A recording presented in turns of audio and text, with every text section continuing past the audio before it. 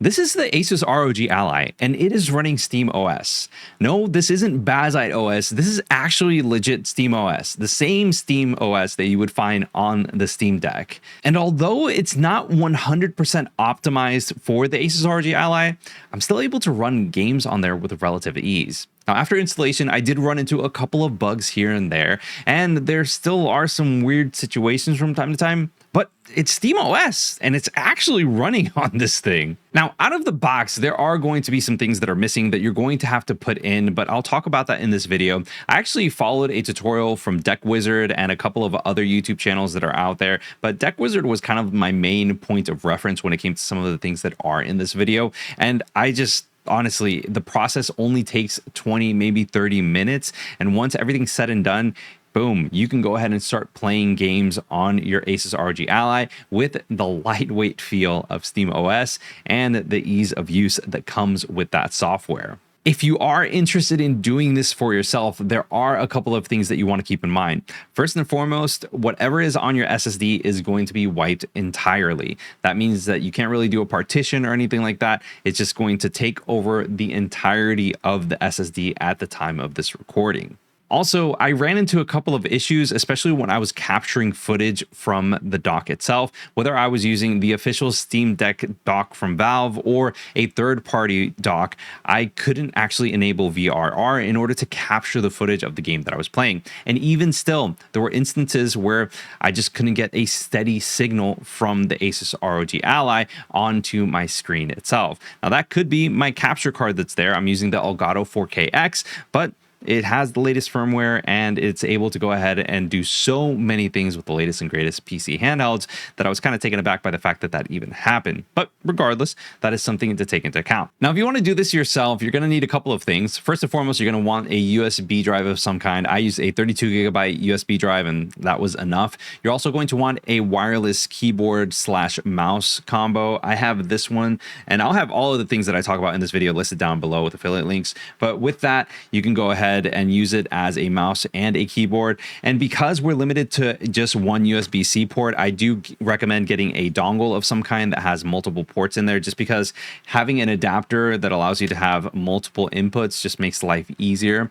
On top of that, you are going to want to get a program called Balena Etcher. Again, I'll have a link down below. Rufus is another option, and I will have that down below as well. And also, there is going to be the Steam Deck image repair file. I'll have a link for that as well. You need at least 3.1 gigabytes of space in order to ensure that you can install that properly.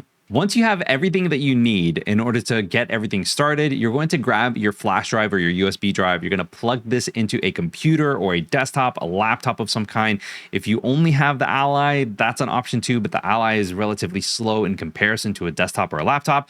And you're going to flash that Steam Deck image repair onto this. I do recommend formatting this drive just to have a clean slate in terms of data space.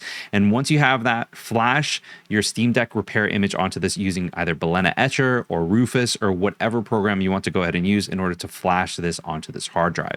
Once that's done, you can take this from the computer, laptop, PC, whatever, and then get things started to get this installed onto the Ally. Now that you have everything ready to start the installation process, the first thing that we have to do is actually get a dongle or adapter of some kind, connect that to the USB-C port that's here, and ensure that we have the USB drive with the Steam Deck repair image, as well as a wireless keyboard or mouse. And more importantly, make sure that we have power going through and a power delivery going into the handheld itself. After that, we need to go into BIOS and actually disable the secure boot that's there. In order to do that, you have a couple of options. When you push the power button, you're going to initially see the Republic of Gamers logo, and then that sweet animation is going to go ahead and start up. Once the animation begins, if you push down on the volume rocker, you're going to boot into the BIOS menu. But if you hit up on the volume rocker, you're going to go into the boot menu. So the first thing is you want to go into the BIOS menu. So make sure that you hit down on the volume rocker, and after that, you're going to be greeted with the BIOS. In order to disable the secure boot, you're going to hit Y to go into the advanced menu and then hit R1 until you go into security. After that, you're going to scroll all the way down until it says secure boot. Make sure that you disable that and then make sure that you save and exit. In order to do that, you're going to hit the menu button, which is the top left button right above the command center button. After that, it will shut down and this will give you an opportunity to go back into the boot menu. So this time when you see that sweet animation, you're going to hit up on the volume button. After that, you're going to select the USB stick and make sure that you select the first partition. After that, a bunch of code is going to pop up on screen. Don't worry about it. It's all good. It's just making sure that SteamOS is actually running based off of what's seen on that USB drive. After that, you're going to select the second icon, which reads Reimage Steam Deck. You will get a prompt that will let you know that everything is going to be deleted and you will install SteamOS onto the internal hard drive. Once it's done installing everything, it will give you another prompt letting you know that everything is successful. Click proceed, and then after that, you're going to go into SteamOS. Select your time zone and connect to a wireless network. That way you can download additional files needed to boot into SteamOS. At this point in my installation process, I ran into a snag. Essentially, I hit proceed and it booted back up or tried to boot up the Ally, but instead of actually posting, it got stuck on the Ally or the ROG logo that's there. If this happens to you, you have to do a hard shutdown. So make sure that you hold down the power button for at least 10 seconds. Once that shuts down, you're going to have to boot back up. But this time, when you see the animation from the ASUS ROG logo, you want to hit the up button and hold that down until you actually get into the boot menu. After that, go back into the USB, and once the desktop environment loads back up, you're going to hit the third option that's there, and that's going to read Reinstall SteamOS. Proceed to go ahead and reinstall it. There's going to be some stuff that pops up. Make sure that you hit proceed. And once you do that, it should go ahead and finish off in actual SteamOS. But after that, you're going to be greeted with the Steam login menu. Now, right at this point, once you get everything logged in, you can't really do too much. The D-pad will work and your A button will work, but none of the other buttons actually work. We're going to actually have to go into desktop mode in order to get this up and running. Now, in order to get into desktop mode, you're going to have to hit that Xbox menu button that's in the bottom left-hand corner, hit power, and then there's a little button that says switch to desktop. Do that and you will go straight into the Linux desktop environment. Now that we're on the backside, you are going to definitely enjoy the fact that you have a mouse and keyboard at your disposal because none of the buttons work at this point. But regardless of that, the first thing that you're going to want to do in desktop mode is actually set up a sudo password. You're going to need that later on for a couple of the things that we're going to do. Now with the sudo password, you're going to go into the system settings that are there. You're going to scroll all the way down to the bottom until you see users. And once you see users, you're going to have the option to just change your password. Just hit change your password, and from there you can set your sudo password. You don't have to worry about any of the other things that are here because, well, you don't. The only thing that you really need is that sudo password. Once that's set up, you can go into Firefox, open that up, and we're going to go to Decky.xyz. And what you're going to want to do is you want to download the image that's there, and you're going to want to execute it on wherever place you're going to download it to. Now, by default, it is going to go into your downloads folder, and once you have that up and running, it's going to ask for your sudo password that's there. At this point, at the time of this recording, you can run a stable version of your Decky loader, and then from there, once that's installed, technically you can go ahead and go back if you want to and just run things from there. But there are a couple of other things that I do recommend that you do just because it makes things easier. Once Decky loader is done being installed, it's going to automatically close the console window that's there. You're going to want to open up another one. If it's not in your taskbar down below, all you have to do is just open up the menu and type in console with a K and it'll pop up. Select that, open it up, and then from here we're going to put in a couple of command lines. Nothing super crazy. First thing that you're going to want to do is type in sudo systemctl space enable space input plumber. After that, you're going to hit enter and it'll ask for your sudo password. Once you put in your password, you'll get a confirmation. Just push up again to repeat the same thing that's up top, except you're going to also put in -suspend. Hit enter, and then once again, you're going to push up, just delete everything up until systemctl, and then type in start input plumber. Once that's put in, you hit start, you'll get a confirmation. And after that, we're going to go into Firefox to download a couple of additional things. Now, these are actually pretty easy to do. I will have links down in the description below if you want to go ahead and access them, but you can also search for them online. Both of these are going to be online, but the first thing that you want to download is actually Hue Sync. And what this is going to do is going to allow you to customize the RGB that is there on your Ally. In order to do this, you're going to copy a line of code and paste it.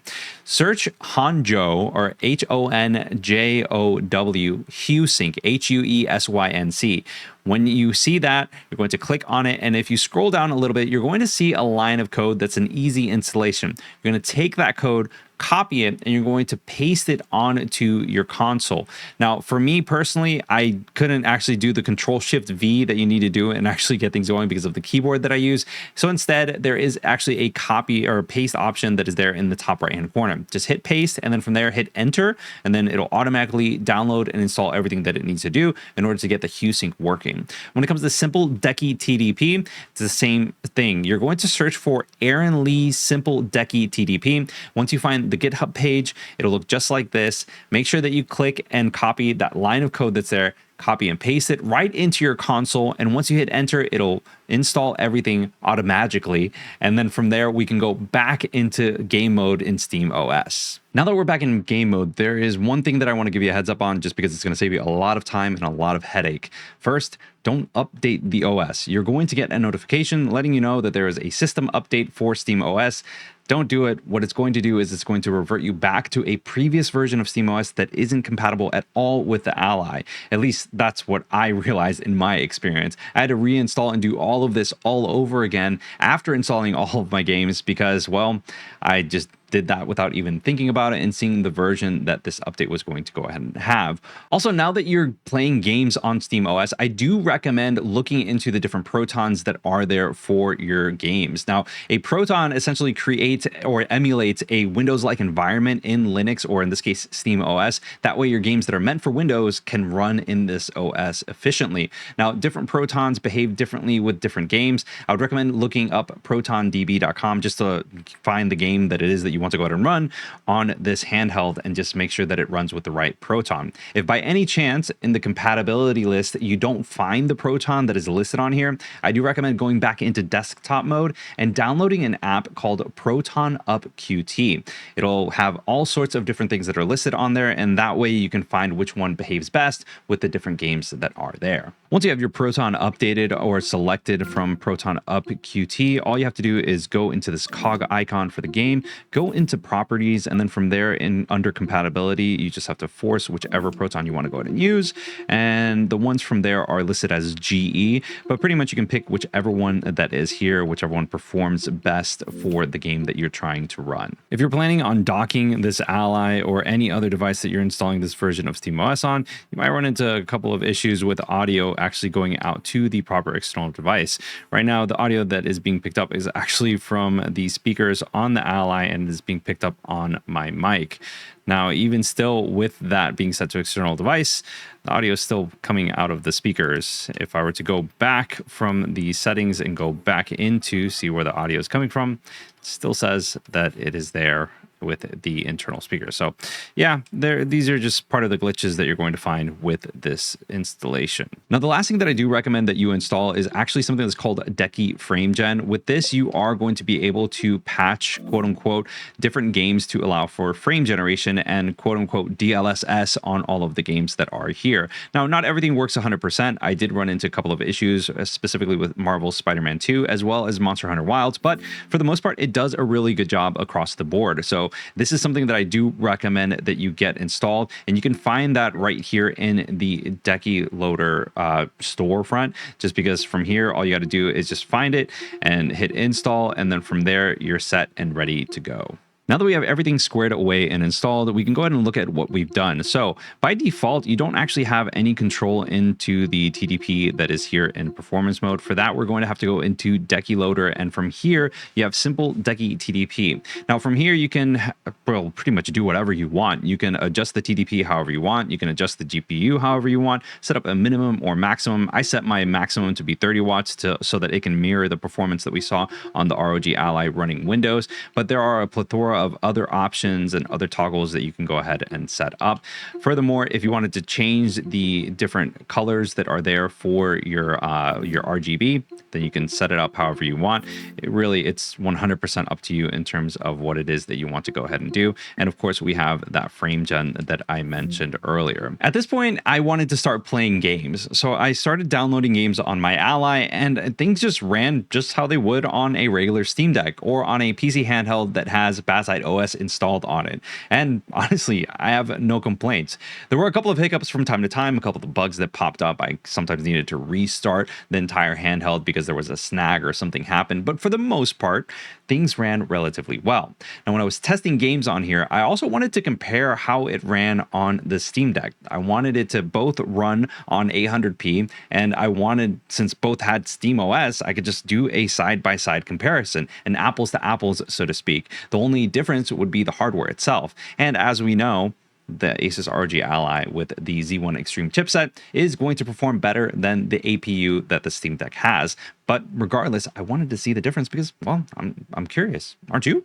Both of these handhelds are going to be running at an 800p resolution. There are at times when the Ally is going to be looking like it's going to be running at 1080, but it's going to have an internal resolution of either 800p or 720 if the game does not support it. Also, I wanted to mention that both of these are going to be running at a 15-watt TDP, except for Monster Hunter Wilds because I ran into some problems with that, but we'll talk about that later on. First up, we do have Cyberpunk 2077, and right out the gate, you can see that there is a performance uplift in comparison between the Ally as well as the Steam Deck, and you're going to see roughly around, I don't know, 5 to 10 frames on average, and this is at the same TDP that's there as the Steam Deck. The Z1 Extreme chipset is just a better overall contender when it comes down to it. This also does translate into real world performance. Whenever I was running the game either on the Steam Deck or the ROG Ally, you could tell that on the Ally, things just ran smoother overall. With more cores and more TDP, you can get obviously better performance, but even at that same TDP level, things just ran smoother.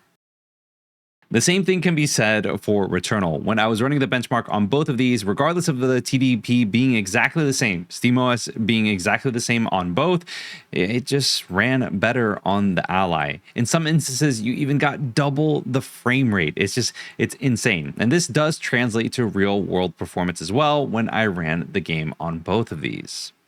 I decided to throw in The Witcher 3 into the mix of things. One, because it's one of my favorite games of all time, but two, I wanted to see how a game that was known to run well on the Steam Deck, how it could run in comparison to the Z1 Extreme chipset at the same TDP. And lo and behold, there were some instances where the Steam Deck actually came ahead when running The Witcher 3. Now, don't get me wrong, you could throw in more wattage and increase the TDP on the Ally's Z1 Extreme chipset and get better overall performance, but when it came down to it, if it was a 15-watt TDP comparison between the two handhelds, The Witcher 3 would have ran better on the Steam Deck. Obviously, with the Z1 Extreme chipset, you can increase the TDP all the way up to 30 watts. We're talking about double the wattage consumption in comparison to the Steam Deck's APU. But the difference in performance was definitely not double. We saw roughly around 65 to 68 frames per second on average, with a couple of instances where it hit 70 FPS. But overall, with doubling the wattage consumption that on this chipset, the performance gains just definitely weren't worth it, and you were getting diminishing returns at that point. When it comes to the overall experience, especially when talking specifically about The Witcher 3, the Steam Deck is just the way to go when it comes down to it. Now, this you could pretty much see across the board that with more modern titles, the Z1 Extreme chipset is just going to be able to handle them much better than the custom APU that we see in the Steam Deck. That being said, I was able to get Monster Hunter Wilds running on both of these handhelds.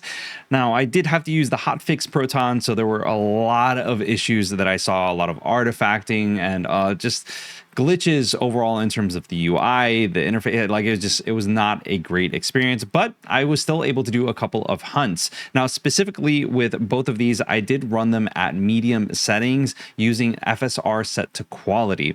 Now, the Z1 Extreme chipset just handled everything better overall. I was getting roughly around 40 to 45 frames per second on average, whereas with the Steam Deck, I was getting roughly around 28 to maybe 30 frames per second on average. It just wasn't that good of an experience. Now, obviously, you can go into potato mode and, get the lowest settings overall, and maybe you might get something out of it, but it didn't really look or perform well overall. I also want to mention that I did use the Frame Gen mod on both of these, and I was using the frame generation that was internally available, but I wasn't able to use DLSS on either of them. I didn't want to spend too much time tweaking on things. I just wanted to see how it would work out of the box. And with the Ally just performing better outright, it just seems like a better overall experience for more modern titles. Now, with all of that being said and done, having SteamOS on the ROG Ally is absolutely awesome. It's an amazing experience. It's not 100% fully cooked. There were some instances where things would hit a snag with the UI and I would have to do a hard reset,